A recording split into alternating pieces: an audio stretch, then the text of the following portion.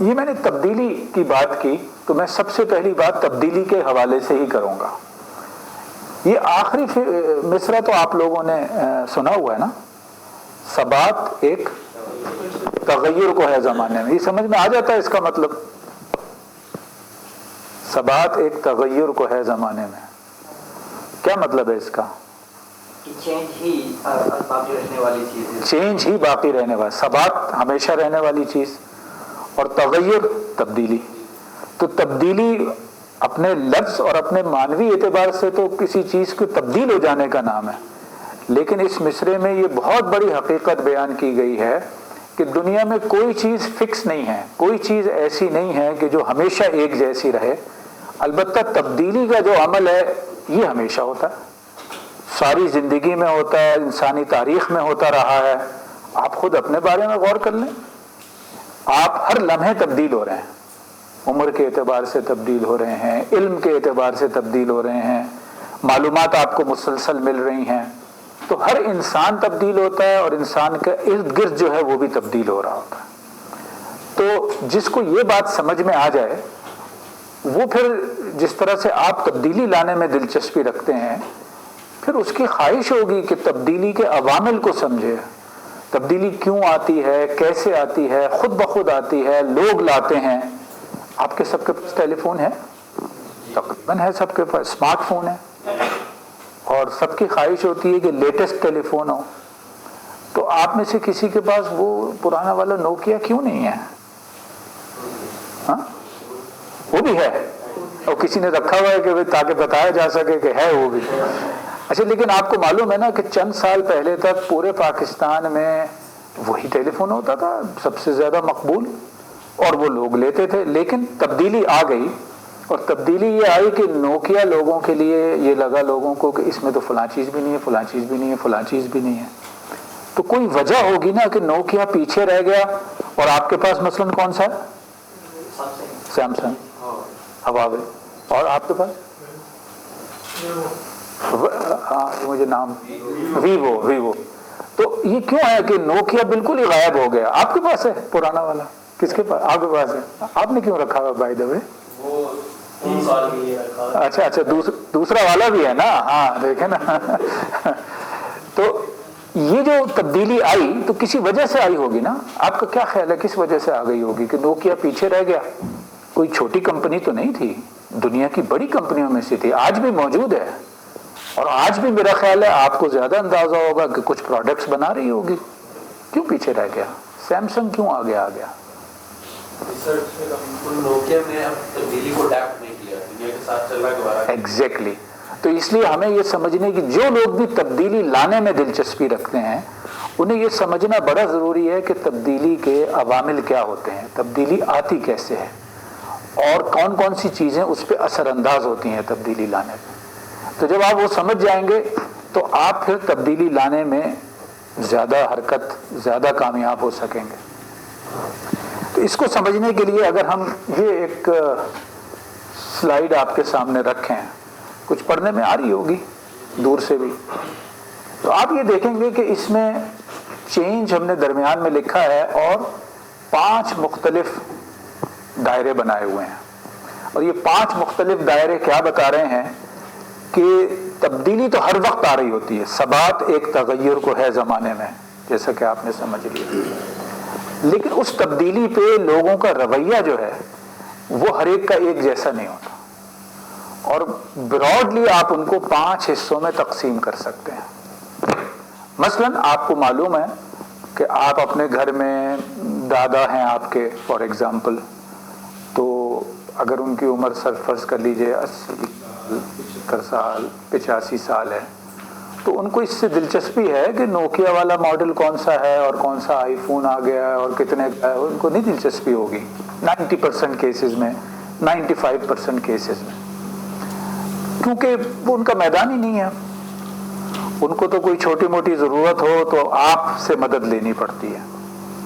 تو یہ ایک مثال دی ہے، لیکن بالکل نوجوانوں میں بھی کوئی ایسا ہو سکتا ہے کہ جس کو کوئی دلچسپی نہ ہو. خلاصہ یہ ہے کہ جب تبدیلیاں آ رہی ہوتی ہیں تو لوگوں کی ایک تعداد اس کو نظر انداز کر رہی ہوتی ہے، ان کو کوئی دلچسپی نہیں ہوتی. یا میدان سے متعلق نہیں ہوتی، اس لیے آپ اس کو نظر انداز کر دیتے ہیں۔ اب ظاہر ہے کہ اگر یعنی آپ جو سبجیکٹ پڑھ رہے ہیں اس سبجیکٹ کے بارے میں کوئی تبدیلی آ رہی ہوگی تو مجھ سے اور باقی لوگوں سے زیادہ جلدی آپ باخبر ہو جائیں گے۔ تو ایک تعداد وہ ہوتی ہے جو بالکل آپ کہہ لیجئے لا تعلق اور بے نیاز ہوتی ہے، اور دوسری تعداد وہ ہوتی ہے لوگوں کی کہ جو یعنی اس کے اندر پوائنٹر اوپر سے ہوگا، پوائنٹر کدھر سے ہوگا؟ اچھا یہ ہوگا۔ تو جیسے یہ ہم نے پہلا گروپ تو یہ کہا کہ یہ ناواقف ہوتے ہیں آنے والی تبدیلیوں سے، اس لیے وہ اگنور کرتے ہیں اور ان کا کوئی رد عمل اس پہ نہیں ہوتا۔ اس کے مقابلے میں ایک دوسرا گروپ ہوتا ہے جو آنے والی تبدیلیوں سے اور آنے والی تبدیلیوں کی مزاحمت کر رہا ہوتا ہے، اس کو روکنے کی کوشش کرتا ہے۔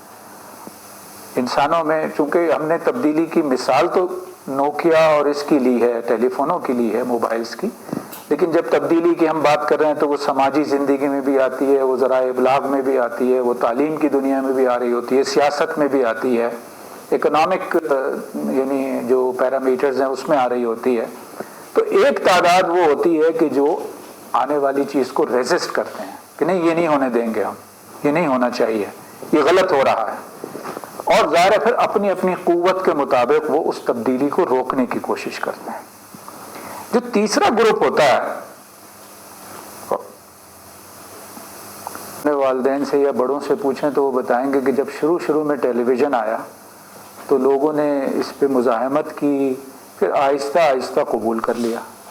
یہ جو قبول کرنے کا عمل ہوتا ہے، یہ جو میں نے آپ کو تیسرا اور چوتھا بتایا، ایک وہ ہوتا ہے جو یار کیا کریں، اب مجبوری ہے، سب لوگ کر رہے ہیں، کیسے چھوڑ سکتے ہیں، یہ کرنا ہی پڑے گا، اس لیے وہ اس تبدیلی کو قبول کر لیتے ہیں۔ اور کچھ وہ ہوتے ہیں کہ بڑی خوشی سے تبدیلی کو قبول کرتے ہیں، انہیں غلط اور صحیح کا کوئی سینس نہیں ہوتا، کوئی اس کے بارے میں پریشانی نہیں ہوتی، ان کے اب اس اعتبار سے وہ بڑے کھلے لبرل اپنی سوچ میں کہتے بھی ہیں اپنے آپ کو، تو وہ ہر آنے والی تبدیلی کو قبول کر لیتے ہیں، جیسا دیس ویسا بھیس، جیسا ماحول ہو، چلو ادھر کو جدھر کی، یعنی ہوا کیا ہے وہ مصرع، چلو تم ادھر کو ہوا ہو جدھر کی۔ تو اس لیے یہ دو وہ قسمیں ہیں۔ اب تیسری اور چوتھی کے بعد جو پانچویں قسم ہے، اگر آپ اس پہ غور کریں، یہ سیمسنگ اور یہ خواوے یہ تبدیلی لا رہے ہیں، تو یہ تبدیلی تخلیق کرنے والے ہو گئے، تبدیلی کو کریٹ کرنے والے ہو گئے۔ اچھا تو آپ سوچئے اگر ان پانچوں گروپوں میں آپ لوگوں کو تقسیم کریں تو اس میں لیڈ کون کر رہا ہے؟ تو تبدیلی لا رہا ہے، باقی سارے لوگوں نے ہمیشہ پیچھے ہی رہنا ہے۔ تو اس لیے یعنی اگر آپ ریزسٹ کر رہے ہیں تو آپ تبدیلی لا نہیں رہے، آپ کسی اور کے پیچھے چل رہے ہیں، کسی نے کچھ کیا ہے آپ مزاحمت کر رہے ہیں، کوئی کچھ کرنا چاہ رہا ہے اور اس کے لیے سارے عوامل جمع کر رہا ہے اور آپ کہتے ہیں ہم نہیں ہونے دیں گے، بلکہ آپ کیا میں کہتا ہوں کہ ہم نہیں ہونے دیں گے، تو ہم مزاحمت کر رہے ہیں، ہم تبدیلی لا نہیں رہے، تبدیلی لا کچھ اور روک رہے ہیں۔ اب اگر اس سیناریو پہ آپ غور کریں یا اس پس منظر میں آپ غور کریں تو تبدیلیاں کون لا رہا ہے آج؟ ہم لا رہے ہیں؟ ہم نہیں لا رہے۔ ہم کو عام یعنی پاکستان پہ لگا دیں، ہم اسلام کے حوالے سے سوچیں، مسلمانوں کے حوالے سے سوچیں، ہم اپنی تنظیم کے حوالے سے سوچیں، معاشرے میں اور پہلوؤں پہ غور کریں، اور یعنی جو ایکٹرز ہیں اور پلیئرز ہیں ان سے موازنہ کریں، تو ہمیں یہ لگے گا کہ ہم شاید انفرادی سطح پہ تو کچھ لوگوں میں تبدیلی لانے میں کامیاب ہیں، اور اس کی وجہ وہی ہے کہ آپ جب انفرادی سطح پہ آپ ہیں تو آپ یہاں ہیں،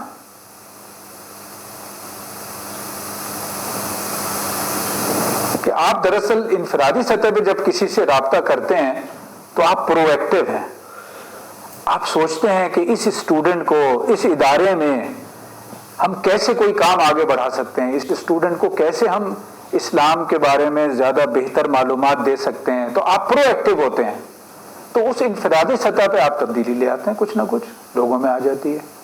لیکن جہاں تک ملک کا تعلق ہے، پوری دنیا کا تعلق ہے، حالانکہ ہمارا نصف العین جو آپ نے بھی ظاہر ہے سب نے یاد کیا ہوا ہوگا، ہمیں بھی یاد ہے، اللہ اور اس کے رسول صلی اللہ علیہ وسلم کے بتائے ہوئے طریقوں کے مطابق انسانی زندگی کی تعمیر کے ذریعے رضائل ہے. تو یہ انسانی زندگی کی تعمیر جس شکل میں ہے اس کو تبدیل کرنا ہے نا. لیکن تبدیلی میں اگر آپ ان چاروں نیچے والے دائروں میں ہیں تو پھر آپ تبدیلی نہیں لا رہے ہیں، تبدیلی کوئی اور لا رہا ہے. یہ بنیادی تصور ہے اور اس کا لیڈرشپ کے ساتھ بڑا گہرا تعلق ہے. تو لیڈرشپ کی ساری اسکلز موجود ہوں لیکن کھڑے ہم ہوں نیچے، تو اس کا مطلب یہ دنیا میں کچھ اور لوگ کچھ کر رہے ہوں گے اور ہم ہمیشہ یا اگنور کریں گے یا ریزسٹ کریں گے یا ایڈجسٹ کر لیں گے، مجبوری میں کر لیں گے. تو یہ اپنے رول کو سمجھنے کی ضرورت ہے جو تبدیلی کا نام لیتے ہیں. تبدیلی کریٹ کی جاتی ہے، اس کا یہ مطلب نہیں ہے کہ کبھی مزاحمت نہ کی جائے، لیکن اس کا یہ مطلب ضرور ہے کہ مزاحمت کسی ایک وقتی حکمت عملی کے طور پہ تو ٹھیک ہے، کسی ایک خاص ایشو پہ تو ٹھیک ہے، لیکن اگر رویہ ہی وہ بن جائے، معمول ہی وہ بن جائے، تو اس کا مطلب یہ ہے کہ ہم کوئی بڑا کام کرنے کے قابل نہیں ہوں گے دنیا میں. بڑا کام وہی کریں گے کہ جو دراصل تبدیلی کو کریٹ کرنے کی کوشش کر رہے ہوں گے، چاہے وہ سیاست کا میدان ہو، چاہے وہ بزنس کا میدان ہو. اچھا میں نے دیکھا ایک لیفٹ ہینڈر ہے آپ کے گروپ میں، اور بھی کوئی لیفٹ ہینڈر ہے؟ آپ ہیں؟ اچھا ایک لیفٹ ہینڈر ہے، ٹھیک ہے، اس پہ انشاءاللہ ہم بعد میں بات کریں گے. تو یہ نقطہ اگر آپ کو سمجھ میں آ گیا ہو تو اب ایک سیکوینس ہوتا ہے تبدیلی کا، اس کو سمجھنے کی ضرورت ہے. اور یہ سیکوینس اگر یہاں میں ایک بات آپ سے اس سے پہلے کر لوں کہ اگر آپ انسانوں کی اس دنیا یعنی اپنی دنیا پہ ہم غور کریں تو اس میں انسان کے علاوہ اور بہت سارے جاندار ہیں، اور ان جانداروں میں اگر آپ موازنہ کریں تو کچھ تو پلانٹس ہوتے ہیں، اس کو بھی پلانٹس بھی جاندار ہوتے ہیں نا. کوئی ہے آپ میں سے ایگریکلچر والا؟ کون تھا؟ ایگریکلچر یونیورسٹی میں آپ ہیں نا، تو اندازہ ہوگا کہ پلانٹس بھی جان رکھتے ہیں. ہاں البتہ پلانٹس میں اور باقی جانداروں میں فرق یہ ہے کہ پلانٹس کے پاس کوئی مائنڈ نہیں ہوتا. پتہ نہیں آگے چل کے سائنس بتائے کہ اس میں بھی کچھ ہوتا ہوگا، اس وقت تک تو یہی انڈرسٹینڈنگ ہے کہ اچھا. اور پھر باقی جانور ہیں، تو یہ باقی جانوروں پہ اگر آپ غور کریں تو ان کے پاس تو دماغ ہوتا ہے نا. ظاہر ہے آپ ذرا کسی بلی کو پتھر مار کے دیکھیں تو اس کے اپنے دماغ میں فوری بات یہ آئے گی کہ اسے کوئی نقصان پہنچ سکتا ہے اور وہ پتھر سے بچنے کے لیے دوڑ لگائے گی کسی اور جانب. یہی کتے کے ساتھ ہوگا، یہی باقی جانوروں کے ساتھ ہوگا. تو جانوروں کے پاس بھی دماغ ہے اور انسان کے پاس بھی دماغ ہے. تو جانداروں کی اس دنیا میں سب کے پاس ایک لمیٹڈ لیول پہ یعنی ایک طرح سے سمجھنے کی، سوچنے کی، ایکشن کرنے کی صلاحیت ہے، اور جانداروں میں سے پلانٹس کے پاس تو وہ بھی نہیں ہے. تو پھر فرق کیا ہے ہم میں اور جانوروں میں؟ سوال تو واضح ہو رہا ہے نا، کوئی اس میں کنفیوژن تو نہیں. ہم میں اور جانوروں میں فرق کیا ہے؟ وہ بھی کھاتے پیتے ہیں، وہ بھی بھاگ دوڑ کرتے ہیں، انہیں بھی بارش ہو جائے تو کوئی سایہ چاہیے ہوتا ہے اور وہ تلاش کر لیتے ہیں اپنی مرضی کے مطابق. تو کیا چیز ہے کہ جو ذہن ان کے پاس بھی ہے، کیا چیز ہے کہ جو ان کو اور انسانوں کو، وہ جانور کہلاتے ہیں اور آپ انسان کہلاتے ہیں، اور آپ اشرف المخلوقات کہلاتے ہیں انسان کی حیثیت سے. کیا فرق ہے؟ ہم کیلکولیشن کر سکتے ہیں، سوچ سکتے ہیں، نئی ایجادات کر سکتے ہیں اور چیزوں کو سمجھ سکتے ہیں. بالکل ٹھیک آپ نے کہا. یعنی ہر میدان میں انسان جو ہے اس کو جو عقل دی گئی ہے وہ اتنی زیادہ ہے کسی بھی دوسرے جانور کے مقابلے میں.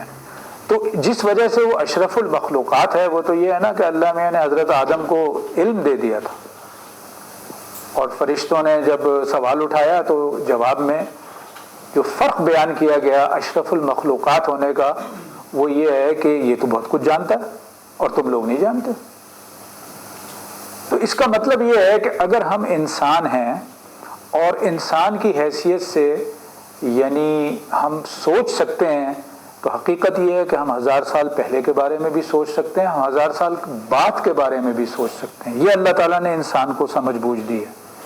ہم زمین کے نیچے کیا ہے اس بارے میں بھی سوچ سکتے ہیں، انسان کے جسم کے اندر کیا ہے اس بارے میں بھی سوچ سکتے ہیں، اور ہم خلاؤں میں اور فضاؤں میں کیا ہے اس کے بارے میں بھی سوچ سکتے ہیں. یہ فرق ہے. اس کی وجہ سے انسان اشرف المخلوقات ہے. اور اسی وجہ سے جیسے آپ نے کہا وہ چیزوں کو چینج کرنے کے قابل ہے. وہ گھوڑا تو نہیں کر سکتا چینج اپنی زندگی کو، الا یہ کہ انسان کے قابو میں آ جائے تو انسان اس کو کچھ خاص، جیسا کہ آپ نے دیکھا ہے وہ کرتب دکھاتے ہیں اور وہ کچھ سکھا دیتے ہیں اسے، تو وہ بھی انسان ہی کرتا ہے. تو یہ بہت بڑا فرق ہے. اس اعتبار سے انسان سوچتا کیسے ہے یہ بڑا اہم ہے، اور معلومات جمع کیسے کرتا ہے، اور جو مختلف واقعات ہو رہے ہوتے ہیں ان پہ ریئیکٹ کیسے کرتا ہے، ان ساری چیزوں کو سمجھنا بڑا ضروری ہے. تو دیکھیے ہوتا کیا ہے، اگر آپ اس سوچنے سمجھنے کے عمل میں جب آپ اپنے تھنکنگ پیٹرن کو چینج کرتے ہیں، اپنے سوچنے کو، یہ کچھ مرغی اور انڈے والا معاملہ ہے کہ اگر آپ کا بلیف چینج ہو جائے گا تو آپ کا تھنکنگ پیٹرن چینج ہوگا. اگر آپ کا تھنکنگ پیٹرن چینج ہوگا تو وہ رفتہ رفتہ آپ کے بلیف پہ بھی اثر انداز ہوگا. بلیف کیا ہے؟ بلیف یہ ہے کہ آپ، ابھی پینڈیمک آئی ہے اور ابھی کل ہی میں نے ایک رپورٹ پڑھی جس میں یہ بتایا گیا کہ امریکہ میں 35% لوگ ایسے ہیں. ہم تو عام طور پہ ہمارے یہاں لوگ سمجھتے ہیں کہ امریکہ سارا کا سارا بڑا لبرل سیکولر، خدا کو تو مانتے ہی نہیں ہیں یہ لوگ. ایسا نہیں ہے. امریکہ میں 35% لوگوں نے یہ کہا کہ ایک کوئی بالادست قوت ہے، کوئی خدا ہے کہ جس نے ہمارے اوپر یہ مشکل بھیجی ہے. مزید کوئی 35% 36% لوگ تھے جنہوں نے کہا کہ بھئی اس کے پیچھے کچھ نہ کچھ ہے لیکن وہ خدا کو ماننے والے نہیں ہیں. باقی کچھ ایسے ہیں جنہوں نے کہا ہمیں نہیں معلوم. تو 35% تو بہت بڑی تعداد ہوتی ہے نا. تو ایک واقعہ ہوتا ہے آپ کا بلیف، وہ آپ پہ اثر انداز ہوتا ہے کہ آپ اس واقعے کی کیا تعبیر کرتے ہیں، اور جو تعبیرات آپ کرتے ہیں یا جس طرح آپ چیزوں کو دیکھتے ہیں اور سوچتے ہیں ان کے بارے میں، وہ رفتہ رفتہ آپ کے بلیف پہ اثر انداز ہونے لگتا ہے. اس لیے ماحول کا بڑا اثر ہوتا ہے. تو جب آپ کا بلیف چینج ہوتا ہے تو پھر آپ جہاں ہوتے ہیں، جس طرح ہوتے ہیں لوگوں کے درمیان، آپ کی توقعات ان سے تبدیل ہونے لگتی ہیں. اور توقعات جیسے جیسے تبدیل ہوتی ہیں تو آپ کا جو طرز عمل ہے لوگوں کے ساتھ، آپ کا جو ایک دوسرے کے ساتھ ملنا جلنا ہے، اس میں فرق پڑنے لگتا ہے. ایٹیچیوڈ آپ کا چینج ہوتا ہے. اور ایٹیچیوڈ تو آپ یعنی چینج کر رہے ہوتے ہیں لیکن رفتہ رفتہ وہ آپ کی شخصیت کا حصہ بن جاتا ہے. اور ظاہر ہے کہ یہ آپ کی کارکردگی پہ اثر انداز ہوتا ہے. اور جب آپ کی کارکردگی پہ اثر انداز ہوتا ہے تو اگر آپ اس پورے سائیکل کو دیکھیں تو تھنکنگ چینج ہوتی ہے تو آپ کی لائف چینج ہو جاتی ہے. یہ پوری ایک طرح سے سائیکل ہے. اور جب آپ تبدیلی لانے کی کوشش کر رہے ہیں تو اس کا مطلب یہ ہے کہ اہم ترین چیز کیا ہوئی. فرض کیجئے کہ آپ پاکستان میں تبدیلی لانے کی کوشش کر رہے ہیں. اگر یہ سائیکل آپ کے ذہن میں رکھا جائے تو سب سے اہم تبدیلی کیا ہے کہ پاکستان کے لوگوں کے مائنڈ سیٹ کو آپ بدلیں. اور مائنڈ کس چیز کا نام ہے؟ سوچنے کا نام ہے، سمجھنے کا نام ہے، اینالائز کرنے کا نام ہے، اس کے نتیجے میں فیصلے کرنے کا نام ہے. تو ایکشنز کی بڑی اہمیت ہے کہ ایک آدمی اٹھتا کیسے ہے، بیٹھتا کیسے ہے، لباس کیسے پہنتا ہے، یہ سب چیز کی بڑی اہمیت ہے. لیکن ان ساری چیزوں کا تعلق انسان کے ذہن سے ہے. اور جو لوگ تبدیلی لانے میں دلچسپی رکھتے ہیں انہیں یہ بات سمجھ لینی چاہیے کہ تبدیلی ذہنوں میں لانی ہے. ذہن میں تبدیلی نہیں آئی تو ہو سکتا ہے وقتی طور پر آپ کی دوستی میں کوئی کچھ کر رہا ہو، آپ کے خوف میں کوئی آپ کی بات مان رہا ہو، کسی لالچ میں آپ کی بات مان رہا ہو. لیکن اگر ذہن میں اس کے تبدیلی نہیں آئی تو نہیں آئی تبدیلی. اچھا، تو ذہن میں تبدیلی کیسے آئے گی؟ ذہن میں تبدیلی آئے گی کچھ پڑھنے سے، کچھ ڈسکشن کرنے سے. کوئی اپنے سینئرز کے ساتھ آدمی کرتا ہے. شروع میں بالکل گھر میں بھائی بہن ماں باپ ہوتے ہیں، جیسے جیسے آگے بڑھتا ہے تو اس کا مطلب یہ ہے کہ میں ہوں، آپ ہوں، کوئی بھی ہو، اس نے اگر تبدیل ہونا ہے تو اس کے لیے اس کے ذہن کو تبدیل ہونا چاہیے. تو اگر ہم پاکستان میں تبدیلی لانا چاہتے ہیں تو پہلی بات تو یہ ہے کہ ہمیں لیڈرشپ رول میں آنا ہے. تبدیلیاں مسلسل آ رہی ہیں, آپ نے پہلے سلائیڈ دیکھی ہے. ان مسلسل تبدیلیوں میں کچھ لوگ اسے نظر انداز کرتے ہیں, کچھ لوگ اس کو مزاحمت کرتے ہیں, کچھ اس کو اختیار کر لیتے ہیں مجبوری میں, کچھ اس کو اختیار کر لیتے ہیں خوشی کے ساتھ, لیکن کچھ لوگ تخلیق کر رہے ہوتے ہیں. تو تخلیق کرنے والے لوگ سب سے آگے ہوتے ہیں. اور پھر اس اعتبار سے جب ہمیں پاکستان کے بارے میں اگر ہم سوچیں یا پوری دنیا کے بارے میں یا اپنے شہر کے بارے میں, اپنی یونیورسٹی کے بارے میں, تو ہم وہاں کے لوگوں کے ذہن کو اگر مخاطب کرنے میں کامیاب نہیں ہیں, اور ذہن سے مراد اس بحث میں نہ پڑیے گا. ایک بحث یہ بھی ہے, یہ جو قرآن مجید میں آتا ہے کہ ہم نے دلوں پر مہر لگا دی ہے, یا اسی طرح سے حدیث میں آپ نے پڑھا ہے کہ جب انسان کوئی غلط کام کرتا ہے تو اس کے دل پہ, قلب پہ ایک دھبا پڑ جاتا ہے, اور دھبا پڑتے پڑتے پڑتے جب وہ غلط کام جاری رکھتا ہے تو وہ اس کا دل بالکل سیاہ ہو جاتا ہے. تو ان حدیثوں سے, اور اسی طرح سے آپ شعر شاعری میں پڑھتے ہیں, محاورے آپ دیکھتے ہیں کہ بھئی دل بڑا اداس ہے, تو اس کی وجہ سے ایک بحث موجود ہے کہ یہ جو جس کو سوچنے کا اور یہ جس کو ہم دماغی صلاحیت کہتے ہیں, اصل میں تو اس کا مقام دل ہے. ہم اس بحث میں نہیں پڑھ رہے ہے نا. وہ کسی کے چاہے گھٹنوں میں عقل ہوتی ہو چاہے کہیں ہوتی ہو, ہمارا جو فوکس ہے وہ یہ ہے کہ انسان کو جو سوچنے سمجھنے کی اور عقل کی صلاحیت دی گئی ہے وہ دراصل ہمارا ہدف ہونا چاہیے. اور اس کا مطلب یہ ہے کہ اس کی جو اندرونی کیفیات ہوتی ہیں, مختلف واقعات, مختلف جو بھی ارد گرد وقوع پذیر ہو رہا ہے اس کے بارے میں وہ کس طرح سوچتا ہے, خود اس کی ذات کے اندر جو تبدیلیاں آ رہی ہیں اس کے بارے میں کس طرح سوچتا ہے, اس کو وہ سمجھتا ہو اور اس کو وہ ایک خاص کانٹیکسٹ میں, ایک خاص سیاق و سباق میں دیکھنے کے قابل ہو جس طرف آپ لے جانا چاہتے ہیں. یہ ہے اصل ہدف, اور اس کو سامنے رکھیں ہم تو یہ بھی ذرا سمجھ لیجئے کہ ہوتا کیا ہے. اب آپ آئے ہیں انسٹیٹیوٹ آف پالیسی اسٹڈیز میں, یہاں آپ کو ایک ہال نظر آیا ہے, ایک بینر یہ بنا ہوا ہے, وال بنی ہوئی ہے, کتابیں نظر آ رہی ہیں, کچھ اور ہیں, لوگ ہیں یہاں پہ. تو یہ ہمیشہ آپ کے ذہن میں رہے گا. آج کے بعد جب کبھی انسٹیٹیوٹ آف پالیسی اسٹڈیز کا نام آئے گا تو آپ کے ذہن میں یہ پہلی تصویر آئے گی. اگر آپ زیادہ آنے لگیں گے تو اس تصویروں میں کچھ اور تصویریں جڑ جائیں گی. ظاہر ہے کسی وقت یہاں ایک سیمینار ہو رہا ہوگا, اس میں 4 آدمی بیٹھے تقریریں کر رہے ہوں گے. کل آپ کا تھوڑا سا تعارف ہو گیا تو اخبار میں کہیں انسٹیٹیوٹ آف پالیسی اسٹڈیز کی خبر آئے گی تو آپ اس کو دیکھ لیں گے. تو آپ کا انسٹیٹیوٹ آف پالیسی اسٹڈیز کے بارے میں جو مشاہدہ ہے وہ بڑھتا چلا جائے گا. ممکن ہے آپ میں سے بعد میں کسی کو دلچسپی ہو وہ جا کے دیکھے کہ آئی پی ایس کی ویب سائٹ کیسی ہے, آئی پی ایس کا فیس بک پیج کیسا ہے. تو یہ ڈیٹا جو آئی پی ایس کے بارے میں یہ مسلسل بڑھ رہا ہوگا. ہوتا یہ ہے کہ ہر وقت زندگی کے ہر مرحلے میں آپ کے پاس بہت سارا آبزرویبل ڈیٹا اور ایکسپیرینسز ہوتے ہیں. اس میں سے ہوتا کیا ہے کہ آپ کچھ ڈیٹا آپ کے دماغ میں زیادہ عرصے کے لیے بیٹھ جاتا ہے, کیونکہ دماغ روزانہ ایک کام کر رہا ہوتا ہے نا. جب آپ رات کو سو جاتے ہیں تو اس سونے کے دوران دماغ کے پاس ایک کام یہ ہوتا ہے کہ اب کوئی نیا ڈیٹا تو آ نہیں رہا. جو دن بھر ڈیٹا جمع ہوا ہے اس کو وہ چھانٹی کرتا ہے. چھانٹی اس طرح کرتا ہے کہ بھئی آپ کی کوئی چیز کی کوئی ایسی ضروری چیز تھی اس کو نکال کے پھینک دو, اور کوئی چیز ہے جس کی کل صبح ہی ضرورت ہوگی اس کو ذرا آگے لے آؤ, کوئی چیز ہے جس کی 3 مہینے بعد ضرورت ہوگی. تو دماغ جو ہے وہ اور بہت سارے کاموں کے علاوہ ایک کام رات کو یہ کر رہا ہوتا ہے جب آپ سوتے ہیں, رات سوئیں یا جب بھی سوئیں, کہ اسے ایک آرام کا موقع ملتا ہے کہ اب بھائی اس کو چھانٹی کر لو. تو ہوتا یہ ہے کہ جو آپ نے بہت سارا ڈیٹا آپ کے پاس آیا, اس میں سے کچھ آپ جو ہیں وہ اپنے دماغ میں بٹھا لیتے ہیں اور کچھ جو ہے وہ یہ ڈیٹا جو ہے اس کے اندر کچھ میننگز شامل ہوتے ہیں, اور وہ میننگز ہوتے ہیں وہی آپ کا بلیف, آپ کا تھنکنگ پیٹرن.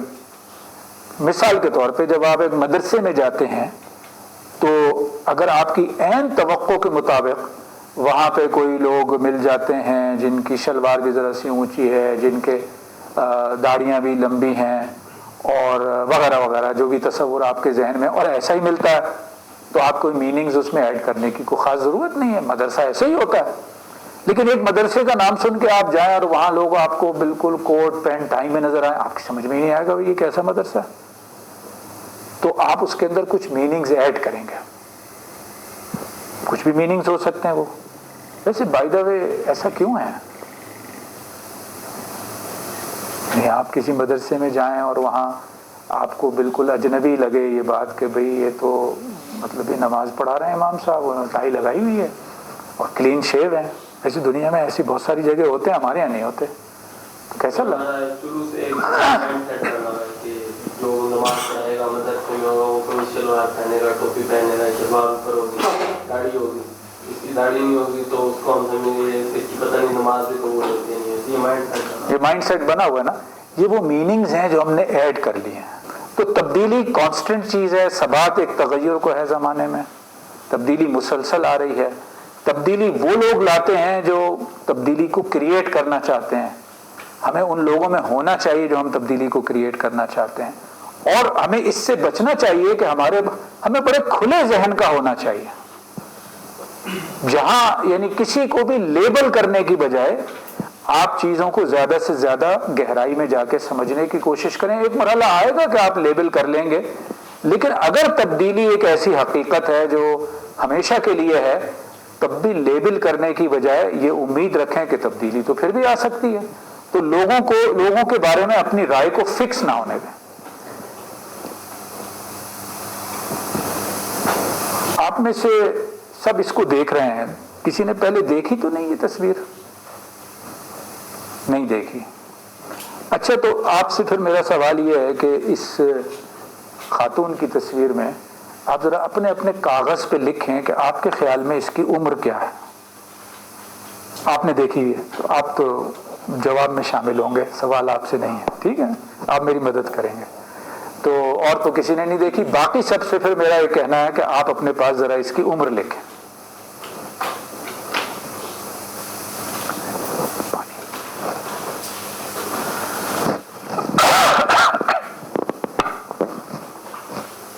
اتنا مشکل کام ہے، اندازہ کر لیں، لکھ لیں۔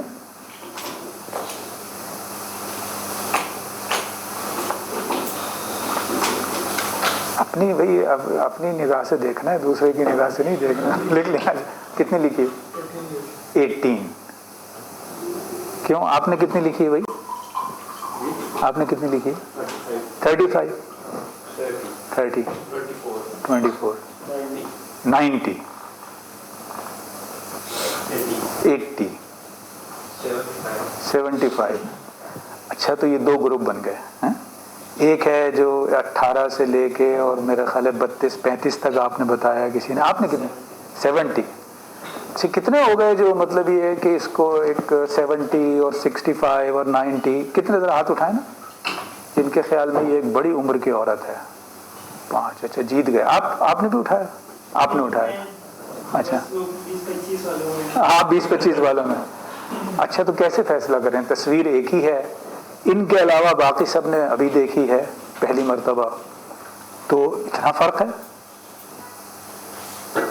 کیسے ایکسپلین کریں؟ آپ کی مدد کی ضرورت ہے، آپ ایکسپلین کریں۔ یہ دوں میں آپ کو؟ ہاں، دو پرسپیکٹو ہے ریلیٹیو، ایک تو بوڑھی عورت لگ رہی ہے اور مور دین 70، اور ایک ہے 18 to 20۔ ہاں، یعنی انہوں نے پڑھا ہوا ہے، تو اگر آپ غور کریں تو اس میں دراصل ایک تصویر میں دراصل دو تصویریں شامل ہیں، اور کچھ لوگ اس کو دیکھ رہے ہیں، مثلا جن لوگوں نے کہا ہے کہ یہ ینگ ایک خاتون ہے، تو وہ دراصل یہاں سے اسے دیکھ رہے ہیں کہ یہ اس کی پلک نظر آ رہی ہے، یہ اس کی ناک نظر آ رہی ہے، یہ اس کی چن ہے، ٹھیک ہے؟ تو جن لوگوں نے ذرا بوڑھی عورت بتایا انہوں نے اس طرح دیکھا جیسے میں نے ابھی بتایا، کسی کی کوئی اصلاح ہوئی نہیں ہوئی، دوبارہ دیکھ لیں۔ یہ اس کے بال ہیں، یہ اس کی آنکھ کی پلک ہے، یہ اس کی جیسے سائڈ سے نوز نظر آ رہی ہے، یہ اس کا چیک، اور یہ اس کی چن۔ تو یہ ایک ینگ خاتون لگنے لگتی ہے، ٹھیک ہے؟ کسی کی تبدیلی ہوئی یا ابھی بھی یہ 70 کی ہے؟ نہیں نظر آیا؟ अभी भी 70 की लग रही है आज। अच्छा अब जरा दूसरों को दिखाते हैं, हम दूसरों को दिखाते हैं। तो ये चिन्ह है एक बूढ़ी खातून की, एक बूढ़ी खातून है जिसकी ये ठोड़ी है, ये उसका मुंह का दाना है, ये उसकी नाक है, ठीक है। अब अगर आप जो लोग यंग समझ रहे थे उनको ये बूढ़ी नजर आई, किसी को आ गई? अच्छा आपको आ गई। तो कुछ यंग वालों ने इसको बूढ़ा बना दिया, लेकिन बूढ़े वालों में से अभी किसी को समझ नहीं आई थी कि ये यंग, अब आ गई ये समझ में। आपको अभी तक नहीं आई ना।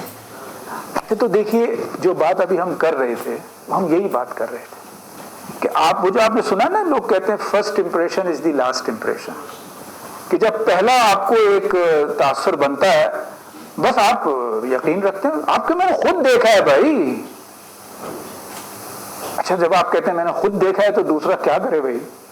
आपने जो देखा था, जिस ऐनक से देखा था, और आपकी ऐनक अपनी थी। अब आप लोग ऐसे मिक्स बैठे हुए हैं, इधर भी ऐसा भी नहीं है कि इसका एंगल इधर से ऐसा नजर आता हो, इधर से ऐसा नजर आता हो, नहीं। एक ने 70 देख लिया, एक ने 25 देख लिया, दोनों कह रहे हैं मैंने खुद देखा है। अगर आप चाहें तो इस पर कई घंटे लड़ाई कर सकते हैं, जैसा कि होता है। मतलब बेशुमार लोगों की लड़ाइयों का आगाज यहीं से होता है कि उन्होंने एक ही चीज के बारे में देखा होता है, तो जो कुछ बयान कर रहे होते हैं वो उसमें इख्तिलाफ होता है, ये थोड़ा इख्तिलाफ भी होता है। अच्छा जब ये बात समझ में आ गई तो इसी का दूसरा जुज़ ये है कि अगर ये इख्तिलाफ है तो क्या दूसरे की नीयत पे शुबा किया जाए? भाई आपने देखा है और आपने एक राय कायम की है, वो आपसे मुख्तलिफ है दूसरे से, तो दूसरे से मुख्तलिफ है तो दूसरे की नीयत पे शुबा किया जाए? नहीं, बिल्कुल नहीं होना चाहिए। तो ये सब कहां से चल रहा होता है? ये बहुत पीछे से चला आ रहा होता है कि आपका सोचने का एक अंदाज बन जाता है, और जब सोचने का ये खास अंदाज बन जाता है तो फिर आपकी एक जो शख्सियत है वो अपनी एक शख्सियत होती है, और वो यानी ना आप उसे तब्दील करने पे तैयार होते, ना दूसरे उसके ऊपर असरअंदाज हो सकते, और यूं सब अपनी अपनी जगह फिक्स हो जाते। जो लोग तब्दीली लाना चाहते हैं उन्हें इस तरह फिक्स नहीं होना चाहिए। उन्हें हमेशा खुले जहन के साथ हकाइक को जानना, हकाइक की तफसीलात में जाना, उसकी डायनामिक्स को समझना कि कोई चीज हो क्यों रही है। यहां से अब जरा मैं आपको एक, अगर थ्योरेटिकली हम ले लें, ये एक तारीफ है जो मैंने आपके सामने खोली है लीडरशिप के बारे में, और मैं आपसे ये कहूंगा कि आप इसे पढ़ें, लिखने के चक्कर में ना पढ़ें, अभी पढ़ें आप, और ये बताएं कि आपके ख्याल में इसमें सबसे अहम लफ्ज कौन सा है?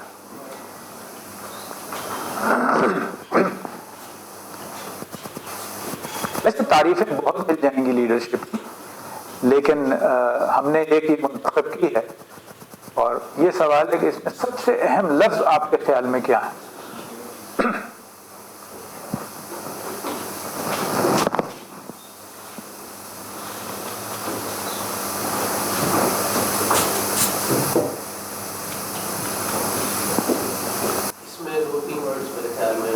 प्लान डायरेक्शन है, मोटिवेशन है और इन्फ्लुएंसिंग है।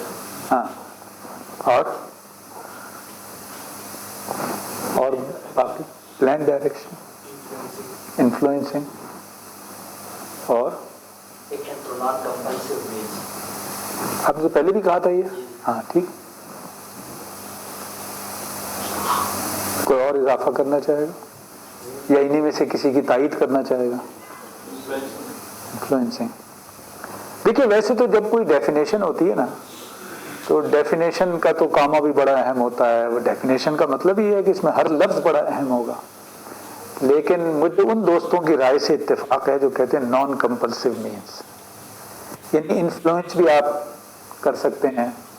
मैं आप लोगों से कहूँ कि नहीं 1 मिनट के लिए खड़े हो जाएं, तो आपसे एक्शन भी करवा रहा हूँ। बेशुमार रिलेशनशिप्स होती हैं, लेकिन रिलेशनशिप में लीडरशिप की जो सबसे बड़ी क्वालिटी है वो है नॉन कंपल्सिव मीन्स के जरिए से वो सारे काम करवा सकते। सिर्फ फौज या जो इस किस्म के इदारे होते हैं जिनका काम ही करना होता है, वहां तो नॉन कंपल्सिव कंपल्सिव की बहस नहीं है। वैसे वहां भी अच्छा लीडर वो होता है जिस लीडर की आंखों से ही इशारा लोग समझ जाते हैं और उसके जहन को समझ जाते हैं, और लोग बिल्कुल उसके कहने पे जान देने को तैयार होते हैं। इसलिए वहां भी स्पिरिट यही होनी चाहिए لیکن اگر ادارتی طور پہ دیکھیں تو وہاں تو سب سے اہم بات یہی ہے کہ بھئی تمہیں کرنا ہے، بس میں نے کہہ دیا. تو یہ اب آپ لوگ سب ایک نہ ایک درجے میں لیڈرشپ لیول پہ ہیں. اور ویسے بھی آپ یہ بات سمجھ لیجئے کہ انسان دنیا میں یا لیڈر ہوتا ہے یا فالوور ہوتا ہے. کسی بھی سچویشن میں آپ ہوں تو ہر انسان کسی نہ کسی درجے میں لیڈر تو ہوتا ہے. تو آپ سب لیڈر ہیں. اب یہاں اپنی ریلیشن شپ پہ ضرور غور کیجئے گا کہ جو آپ کے ساتھی ہیں، جن کے ساتھ آپ کا لیڈرشپ کا رول ہے آپ کے پاس، وہ ساتھی جو ہیں وہ آپ کی بات کو مانتے ہیں تو کتنا اس میں یہ ہوتا ہے ناظم صاحب نے کہہ دیا یار اب تو کرنا ہی پڑے گا. ناظم صاحب پوچھیں گے، اس وقت بتانا ہوگا تو اس وقت تو بڑی آکورڈ پوزیشن ہے، تو کچھ تو کر ہی لو یار. اگر ریلیشن شپ یہ والی ہے تو اس کا مطلب یہ کہ لیڈرشپ اچھی طرح نہیں ہو رہی. ہاں اگر لیڈرشپ یعنی ریلیشن شپ یہ ہے کہ یہ تو میرا اپنا کام ہے، ناظم صاحب تو ظاہر خوش ہوں گے اگر میں کر لوں گا، تو یہ جو ریلیشن شپ ہے یہ ایک دم آپ کو ایک بہتر لیڈرشپ کی جانب لے جاتی ہے. تو اگین یہ میں دہرا دوں کہ کوئی بھی ڈیفینیشن ہوتی ہے تو اس میں ہر لفظ بڑا اہم ہوتا ہے، اور اس لیے اس بحث میں ہم نہیں پڑھتے کہ یعنی آپ میں سے جس کو جو اچھا لگا وہ بھی ٹھیک ہے. لیکن میرے خیال سے اس پورے کانسیپٹ میں جو کی بات ہے وہ یہ ہے کہ لوگ آپ سے انفلوئنس ہو رہے ہوں، آپ سے انفلوئنس ہونے کے نتیجے میں ان کی ڈائریکشن بھی ٹھیک ہو جائے، موٹیویٹڈ بھی ہوں. اور موٹیویٹڈ ہونا ہی دراصل نان کمپلسو مینس کا نتیجہ ہے. میرا خیال ہے ہمارے پاس جو اگلے 10-15 منٹ ہیں اس میں ہم اسلامک کانسیپٹ کو دہرا لیں گے. آپ کو یقینی طور پہ پتہ ہوگا یہ اسلامک کانسیپٹ میں ہمارے نزدیک اللہ کے نبی صلی اللہ علیہ وسلم جو ہیں وہ سب سے بڑے لیڈر تھے، ہیں اور ہمیشہ کے لیے رہیں گے. ان سے بڑا لیڈر کوئی ہو نہیں سکتا. یہ جب ہم کہتے ہیں تو اور پھر ان کی ہدایات ہیں. یہ ہدایت ہے کہ اگر تم 2 لوگ بھی ہو، جنگل میں جا رہے ہو تو اپنے میں سے ایک کو امیر بنا لو. اس کا مطلب زندگی جو ہے وہ لیڈر کے بغیر تو نہیں ہوگی. جہاں بھی آپ ہوں گے کسی نہ کسی کے پاس لیڈرشپ رول ہوگا. اور پھر یہ ہے کہ تم میں سے ہر ایک چرواہے کی مانند ہے، اور چرواہے کی مانند ہے تو ظاہر ہے کہ وہ پھر اپنے فالوورز کا اور اپنے پیچھے چلنے والوں کا ایک طرح سے ذمہ دار ہے. یہ حدیث جو ہے یہ ویسے لیڈرشپ کی بہت ساری تفصیلات بتا دیتی ہے. چونکہ لیڈر کیا کرتا ہے، اس میں چرواہا اگر لیڈر ہے تو وہ صبح کے وقت جو ہے وہ سارے جانوروں کو جمع کرتا ہے، ان کو ایک ڈائریکشن دیتا ہے، ڈائریکشن دے کے خیال رکھتا ہے کہ کوئی دائیں بائیں نہ ہو جائے. یہاں تک کہ وہ ایک کھلے میدان میں چلا جاتا ہے، وہاں انہیں آزاد چھوڑ دیتا ہے تو وہ منزل تک پہنچ گیا. پھر واپس سارے کے سارے ایکشنز کو اگر آپ دیکھیں تو یہ ایک طرح سے لیڈرشپ کے کاموں میں شامل چیزیں ہیں. اور پھر یہاں ایک سوال ہے جو بڑا اہم ہے. آپ نے اپنے ساتھیوں کو دیکھا ہوگا جب کسی کو ذمہ داری ملتی ہے تو بعض لوگ بہت زیادہ ایک طرح سے روتے ہیں، اس سے بچنے کی کوشش کرتے ہیں، جو ظاہر ہے بالکل صحیح رویہ ہے اس لیے کہ ذمہ داری ہے. لیکن مجھے ایسے لگتا ہے کہ اس میں تھوڑا سا توازن جو ہے وہ بگڑ گیا ہے. چونکہ دیکھیے جب لیڈرشپ کا رول ہے وہ جہاں ایک طرف رسپانسبلٹی ہے وہاں ایک طرح سے ایک سعادت بھی ہے، صدقہ جاریہ کرنے کا ایک موقع ہے. جب لیڈر آپ اس کو کہتے ہیں کہ وہ آگے جاتا ہے لوگ اس کے پیچھے چلتے ہیں. تو آج اگر کسی کو لیڈرشپ کے جگہ پہنچا دیا جائے یا پہنچ جائے تو اس کے نتیجے میں جو وہ کہے گا لوگ وہ مانیں گے، جو وہ کہے گا لوگ وہ کریں گے. یہ تو ریلیشن شپ جو ہے تو صدقہ جاریہ والی ریلیشن شپ ہے. تو جس طرح سے اس سے سوال کیا جائے گا اسی طرح یہ اس کے لیے ایک ریوارڈ بھی ہے کہ اس کے کہنے سے لوگوں نے اچھے کام کیے. تو یہ ایک بیلنس ہونا چاہیے. اس کا مطلب یہ ہے کہ بے شک ذمہ داری کو آگے بڑھ کے نہیں لینا چاہیے، اس لیے کہ کیوں آدمی اپنے لیے مشکلات، یعنی وہ مشکلات جس کے بارے میں حضرت عمر نے کہا کہ کسی کو یعنی لیڈرشپ کے منصب پہ جب اسے فائز کر دیا جائے تو وہ ایسا ہی ہے جیسے کسی کو کند چھری سے ذبح کیا جائے. اس لیے وہ ڈر اور خوف کہ اس ذمہ داری میں کیوں پڑا جائے.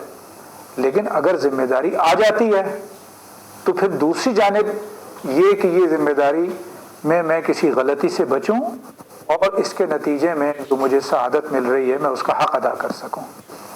اصولاً جو ہماری روایات ہیں، ہماری ویلیوز ہیں، اور ان کی پابندی، ان کا احترام، اصولی بات یہی ہے۔ لیکن اس اصولی بات میں یہ لچک ہونی چاہیے کہ حالات جیسے جیسے تبدیل ہوتے ہیں تو آنکھ بند کر کے چیزوں کی پابندی کرتے چلے جانا وہ صحیح رویہ نہیں ہے۔ حالات کی تبدیلی پہ نگاہ ہو، اس تبدیلی کو، اس کی ڈائنامکس کو سمجھا جائے، اس کے اثرات کو سمجھا جائے اور اس کے عوامل کو سمجھا جائے، اور اس کی روشنی میں یہ دیکھا جائے کہ جو طویل عرصے سے ہماری روایات ہیں وہی ایک مثالی طرز عمل ہے۔ جب آپ ایک سوچا سمجھا فیصلہ کریں گے تو یہ دو امکانات ہو سکتے ہیں۔ ایک یہ کہ وہی سیکھ ہے جو ہم کر رہے ہیں، یہ سوچا سمجھا فیصلہ ہو، اور دوسرا یہ ہے کہ نہیں، اس میں تھوڑا بہت یہ تبدیلی لانے کی ضرورت ہے۔ بعض صورتوں میں ایسا بھی ہوگا کہ اس کو 100% تبدیلی لے آئی جائے، کوئی حرج نہیں ہے۔ تو یہ ساری چیزیں جو ہیں یہ سچویشن پہ، اور یہ سوچنے کے طرز عمل کا نام ہے کہ آپ کیسے سوچتے ہیں چیزوں۔ یہاں ایک میں آپ کو یعنی سمجھنے کے لیے ایک مثال آپ کو دے دیتا ہوں۔ سائنسدانوں نے یہ جو سوچنے کا عمل ہے اس کو جانچنے کے لیے، جو انسانوں میں بھی بہت اس طرح ہوتا ہے، انہوں نے ایک ایکسرسائز کی۔ اب پتہ نہیں یہ حقیقی ایکسرسائز ہے یا ویسے کسی نے سمجھانے کے لیے ایک تصوراتی ایکسرسائز بنا دی ہے، اور وہ یہ ہے کہ ایک کمرے میں، پنجرے میں انہوں نے 5 بندر جمع کر دیے، پنجرے میں، پنجرا نہیں، کمرے میں بند کر دیے، یہی سمجھ لیجیے، اور کمرے میں جو ہے وہ ایک سیڑھی رکھ دی، اور سیڑھی کے اوپر انہوں نے کیلے رکھ دیے۔ تو بندروں کے بارے میں آپ کو بھی اندازہ ہوگا کہ ان کو کیلے ذرا زیادہ پسند ہیں۔ ظاہر ہے کہ جو ہی بندروں کو کیلے نظر آئے تو سارے کے سارے بندر جو ہیں وہ دوڑے اس جانب۔ جب پہلا بندر کیلوں کے نزدیک پہنچا سیڑھی پہ چڑھ کے، تو سائنسدانوں نے یہ انتظام کیا ہوا تھا کہ ایک بہت ہی، جیسے سردی کا موسم ہے نا آج کل، تو نہایت ٹھنڈے پانی کی فوار ان پہ پڑنی شروع ہو گئی، بارش کہہ لیجیے، فوار کہہ لیجیے۔ جو 4 بندر نیچے تھے ان کے اوپر، اچھا تو ان 4 بندروں نے یہ محسوس کیا کہ شاید یہ اس لیے پڑ رہی ہے فوار کہ یہ اوپر تک پہنچ گیا ہے، یہ کیلے کھا لے گا، تو انہوں نے اس کو زبردستی کر کے نیچے اتار دیا۔ اب یہ سلسلہ شروع ہو گیا کہ جو ہی کوئی بندر اوپر چڑھ کے کیلے کھانا چاہتا تو پیچھے سے ان کے اوپر وہ بارش برستی ٹھنڈے پانی کی، سردی کے دسمبر کے مہینے میں، اور یہ چاروں مل کے اس کو 5ویں کو اتار لیتے تھے۔ پھر کیا ہوا؟ پھر سائنسدانوں نے 5 میں سے ایک بندر کو باہر بھیج دیا اور ایک نیا بندر شامل کر لیا۔ اب نئے بندر کو تو کچھ بھی نہیں پتا تھا، اس کو کیلے نظر آئے، وہ دوڑا، وہ جو ہی کیلوں کی جانب دوڑا یہ چاروں نے مل کے اسے روک لیا۔ بارش جو ہو جاتی تھی، سردی محسوس ہوتی تھی، تو 3 4 5 دفعہ ہوا، پھر یہ جو نیا والا بندر تھا اس نے کہا کہ بھئی نہیں، اوپر جانے کا فائدہ نہیں ہے، یہ تو سارے مل کے مجھے ماریں گے۔ اب انہوں نے ایک اور بندر تبدیل کیا، تو 2 نئے والے ہو گئے اور 3 پرانے والے رہ گئے۔ اب جو نیا بندر آیا اس نے بھی چڑھنا شروع کیا، جو ہی اس نے چڑھنا شروع کیا تو نیا والا اور 3 پرانے والے سب نے مل کے اسے مارنا شروع کر دیا۔ اب اگر آپ یہ 3 پرانوں کی تو بات سمجھ میں آتی ہے کہ انہیں یہ خوف تھا کہ یہ اوپر چلا جائے گا تو ہمارے اوپر بارش برسے گی، یہ چوتھا کیوں جا رہا تھا اوپر مارنے کے لیے جو بعد میں آیا تھا؟ ہم نے ایسے ہی دیکھا ہے، یہاں یہی ہوتا ہے کہ جب کوئی اوپر چڑھتا ہے تو باقی 4 اسے مارتے ہیں۔ ہم نے اپنے باپ دادا سے ایسے ہی سیکھا ہے، دیکھا ہے، ہمیشہ سے ایسے دیکھا ہے۔ تو یعنی جو چیز کہنے کی ہے اور سمجھنے کی ہے وہ یہ کہ یہ عام لوگوں کا طریقہ یہی ہے، لیکن جو لوگ دنیا میں تبدیلی لانا چاہتے ہیں، ان کو تبدیلی تخلیق کرنی ہے، ان کا طرز عمل یہ نہیں ہوگا، وہ ہر چیز کو میرٹ پہ دیکھنے، سمجھنے اور جانچنے کی کوشش کریں گے، اور اسی کے نتیجے میں یہ ہوگا کہ وہ دوسروں سے ذہنی طور پہ بلند ہو جائیں گے اور دوسروں کے اوپر اثر انداز ہو سکیں گے نان کمپلسو مینس کے ذریعے سے۔ کوئی اور سوال تو نہیں ہے؟ ایک بات میں اس اسلامک کانسیپٹ میں اور ایڈ کر دوں، دیکھیں نا ہمارے لیے تو اللہ کے نبی صلی اللہ علیہ وسلم کی سیرت جو ہے وہ اختیار کرنے کی چیز ہے. تو اللہ کے نبی نے اس دنیا میں جو زندگی گزاری ہے وہ باپ کی حیثیت سے بھی گزاری ہے, وہ شوہر کی حیثیت سے بھی گزاری ہے, وہ ریاست کے سربراہ کی حیثیت سے بھی. تو لیڈر کی حیثیت سے انہوں نے جتنے کام کیے ہیں وہ کاموں کو تو جب آپ کرنا چاہیں گے تو اسی وقت کر سکتے ہیں نا کہ جب وہ آپ لیڈر بھی ہوں. تو وہ جو ہم بات کر رہے تھے کہ بیلنس ہونا چاہیے, تو لیڈرشپ ایک ذمہ داری ہے, ایک ایسی ذمہ داری جس کا جواب دینا ہوگا جب لوگ آپ کی بات سن رہے ہیں, مان رہے ہیں. اور یہ لیڈرشپ گھر کے اندر بھی ہوتی ہے کہ بڑے بھائی کی حیثیت سے بھی آپ لیڈر ہیں, باقی چھوٹے آپ کی بات ماننے پہ مجبور ہیں. یہ محلے میں بھی ہوتی ہے, تعلیمی ادارے میں بھی ہوتی ہے, اسلامی جمعیت طلبہ میں, ہر جگہ جہاں آپ ہوتے ہیں وہاں آپ کے پاس ایک تم میں سے ہر ایک چرواہا ہے. تو اس پس منظر میں یعنی جس کو اگر کسی ذمہ داری پہ فائز کیا جائے تو ڈرنا بھی چاہیے, پریشان بھی ہونا چاہیے, دعا بھی کرنی چاہیے, جس حد تک بچ سکیں بچنا بھی چاہیے. لیکن دوسری جانب یہ پہلو ذہن میں رکھیں کہ اس کے نتیجے میں پھر آپ جب یہ پہلو ذہن میں رکھیں گے تو جیسے بعض بڑے آئیڈیل لوگ ہوتے ہیں کہ جن کو جب کوئی سچویشن درپیش ہوتی ہے اور کوئی فیصلہ کرنا ہوتا ہے, کوئی مسئلہ درپیش ہوتا ہے, تو وہ اس طرح سوچتے ہیں کہ اللہ کے رسول کو ایسی کوئی سچویشن پیش آئی تو انہوں نے کیا کیا تھا, یا اگر کوئی ایسی سچویشن پیش آتی تو وہ کیا کرتے.